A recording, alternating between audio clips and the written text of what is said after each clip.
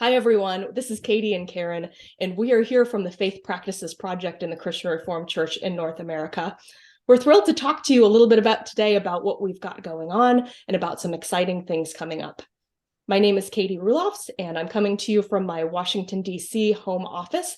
And my area of interest and specialty is worship, particularly worship planning, worship leading, and all of those things. Yeah, and I'm Karen DeBoer. I'm coming to you from near Toronto, a place called Kitchener-Waterloo, Ontario in Canada. And I develop resources related to intergenerational faith formation and also for families with children. So I'm excited to be part of this project too. For those who are not familiar with the Faith Practices Project, we encourage you to go to the website, which we'll include in the link below, to check out what the full Faith Practices Project is. But last summer, we introduced 6 of the faith practices with build your own ideas for worship services and for take-home activities. And we're thrilled that later this spring, we're going to be able to release the second 6, the faith practices of Sabbath, gratitude, generosity, hospitality, engaging scripture, and justice and mercy. And these will have the same similar elements. They'll have build your own worship service ideas, fully scripted worship services, and other resources as well.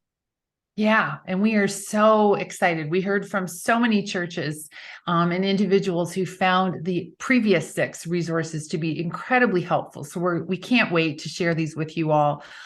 In addition to those resources, Chris Schoon and I have also been busy recording new episodes of the Open to Wonder podcast on each of those practices.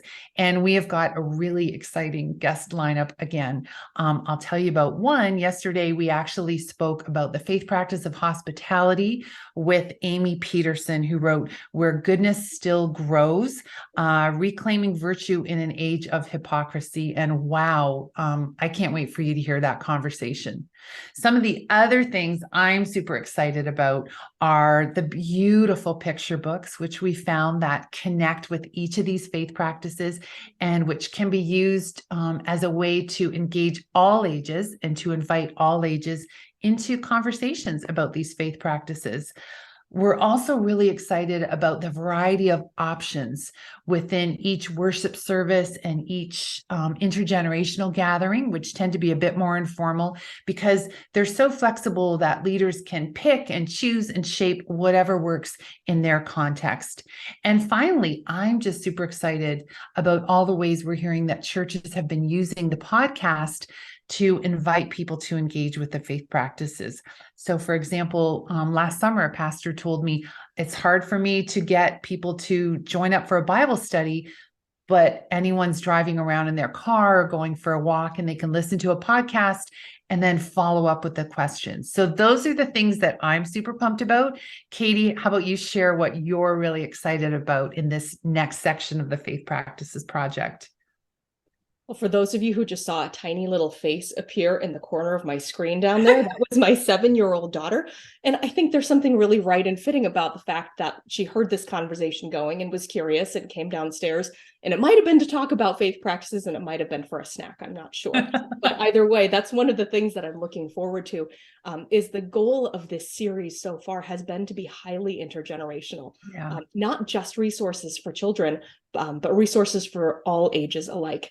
Karen, I think you were saying you had a conversation with a pastor who did the first 6 of these faith practices with largely elderly people. And an opportunity to engage faith practices and live into your faith in community and by yourself in brand new ways.